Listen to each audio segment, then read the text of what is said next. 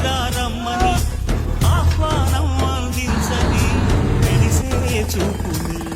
తొలగింది ముప్పు అని నీలి మప్పు మనసారా నవ్వని చిరుగల్లు ముప్పు మన ఊరినంత ముత్యాలే చల్లని